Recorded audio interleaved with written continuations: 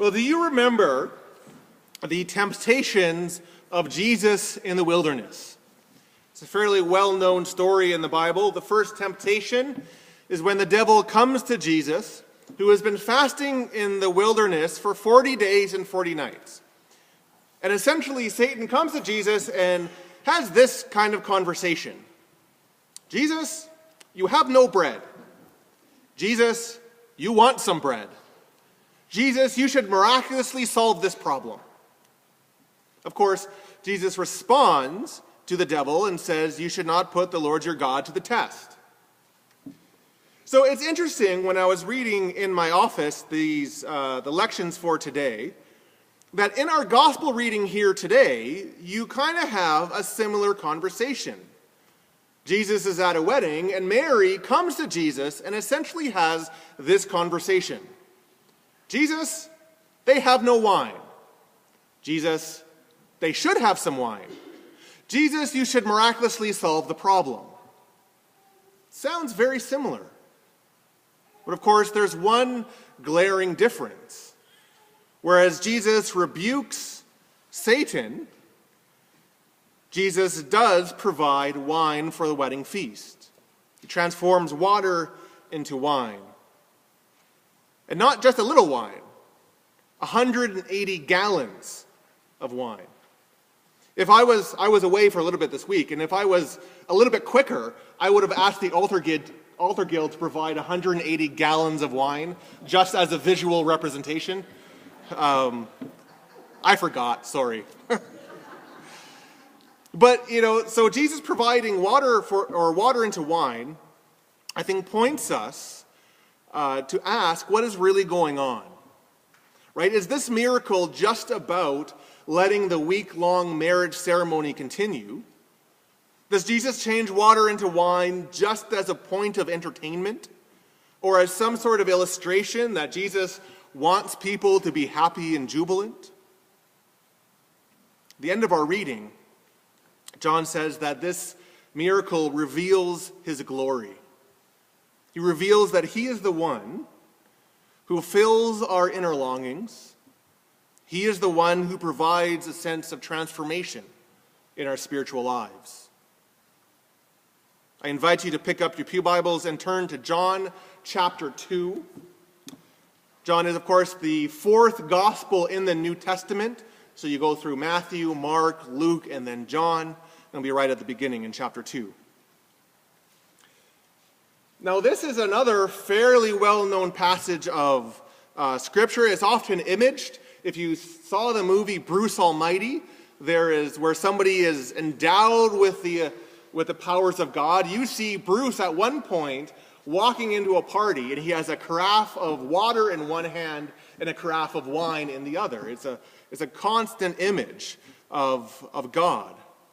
And so often when we think about this story, I think, though, that we look at it and we focus on the guests. So we see the climax of this account as the master at the banquet sipping the glorious wine.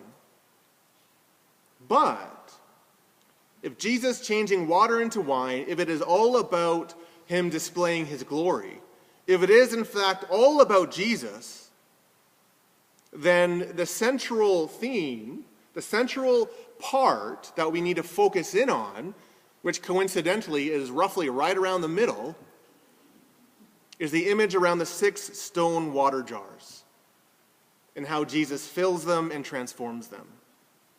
Verse 6 says, nearby stood 6 stone water jars, the kinds used by the Jews for ceremonial washing. These jars, they wouldn't have been in the center of the party. They would have been kind of off on the side, or maybe even around a corner. They were used to wash utensils. They were used to wash the hands, or possibly even the feet of the guests.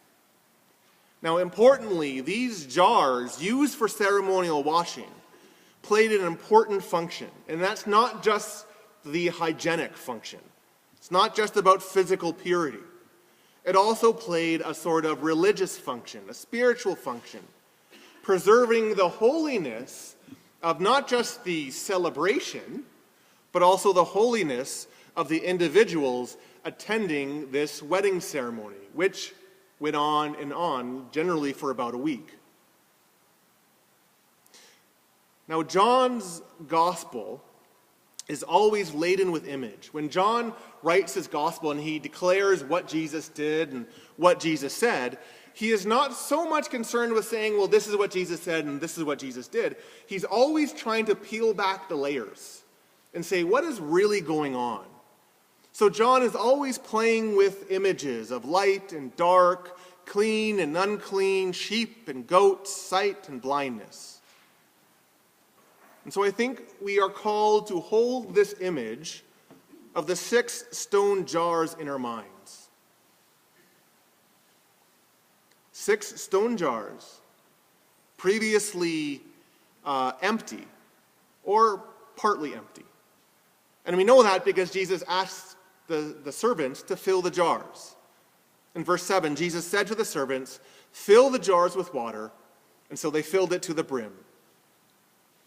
What we are left with is a picture of these water jars being so filled that they could not have one more drop of water in them.